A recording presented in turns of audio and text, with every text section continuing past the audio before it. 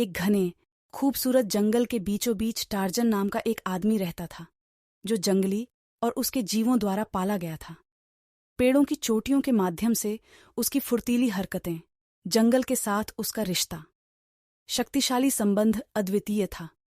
वह एक भावना के साथ बड़ा हुआ इस अनोखी दुनिया से संबंधित उसके एकमात्र साथी जानवर थे, जो उसका परिवार बन गए। एक दिन जब टार्जन जंगल के पेड़ों में झूला झूल रहा था, उसने रोने की धीमी आवाज सुनी। आवाज का पीछा करते हुए वह एक नदी के किनारे पर पहुंच गया, नदी जहां उन्होंने एक खूबसूरत बच्चे को देखा, जिसकी उम्र 10 साल से अधिक नहीं थी, जो जंगल के खतरनाक प्राणियों से बचने के लिए संघर्ष कर रहा था। बिना किसी हिचकिचाहट के टार्जन हरकत में आ गया। उसकी मौलिक चपलता और अद्वितीय ताकत ने उसे तुरंत जंगल में बहा दिया। आवाज के बाद वह एक नदी के तट पर पहुंचा, जहां उसने एक सुंदर बच्चे को देखा, जिसकी उम्र 10 साल से अधिक नहीं थी, जो जंगल के खतरनाक प्राणियों से बचने के लिए संघर्ष कर रहा था। बिना किसी अनिच्छा के टार्जन हरकत में आ गया। उसका आदिम चपलता और अद्वितीय ताकत ने तुरंत उसे जंगल के जानवरों से दूर कर दिया और लड़के को जानवरों से बचा लिया। लड़का, जिसका नाम असद था, ने आश्चर्य से टार्जन को देखा। संवाद करने के लिए शब्दों के बिना टार्जन असद को दिखाने के लिए इशारों और कार्यों का उपयोग करता है कि उसका क्या मतलब है। कोई नुकसान नहीं। समय के साथ भाषा की बाधा को पार करते हुए उनके बीच एक अनोखा बंधन विकसित होता है। टार्जन इस अपरिचित जंगल में असद का रक्षक और मार्गदर्शक बन जाता है। सुरागों की एक श्रृंखला के माध्यम से टार्जन को पता चलता है कि असद अपने जंगल अभियान के दौरान अपने परिवार से अलग हो गया है, जो जंगल की वनस्पतियों और जीवों का अध्ययन करने आए थे।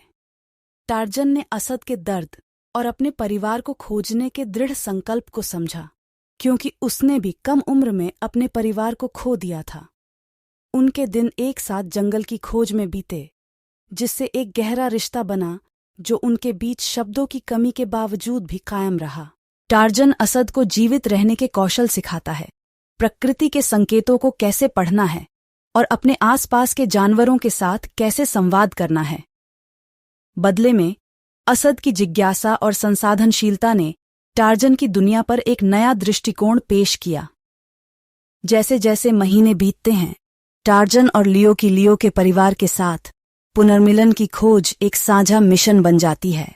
वनवासियों की मदद से वे खतरे और खोज से भरी यात्रा पर निकलते हैं। रास्ते में उन्हें विशाल झरनों, दुर्गम दलदलों और रहस्यमयी गुफाओं का सामना करना पड़ा। प्रत्येक चुनौती उनके बंधन को मजबूत कर रही थी। उनका साहसिक कार्य असफल नहीं रहा, लेकिन उनका दृढ़ संकल्प कच्चा रहा।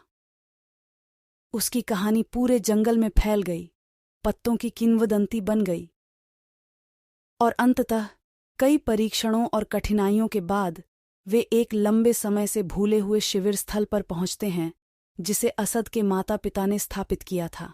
एक हृदय विदारक पुनर्मिलन में असद को उसके माता पिता ने गले लगा लिया, जो अपने बेटे को सुरक्षित रखने के असाधारण प्रयासों के लिए टार्जन के आभारी हैं।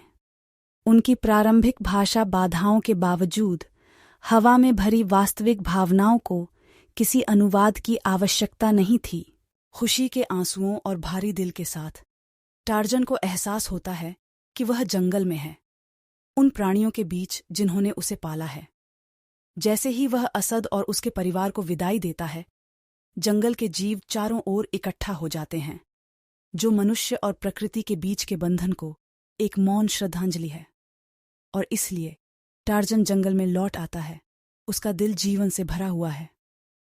कर्र संतुष्ट था कि उसके पास था एक परिवार को फिर से एकजुट करने में एक महत्वपूर्ण भूमिका निभाई।